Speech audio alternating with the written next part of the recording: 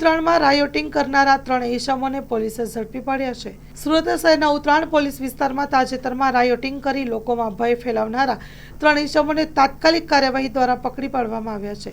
Surveillance સ્ટાફને જરૂરી માર્ગદર્શન આપીને અલગ અલગ ટીમો બનાવી હ્યુમન ઇન્ટેલિજન્સ અને સર્વેલન્સના આધારે આરોપીઓને ઝડપી પાડવામાં સફળતા મળી।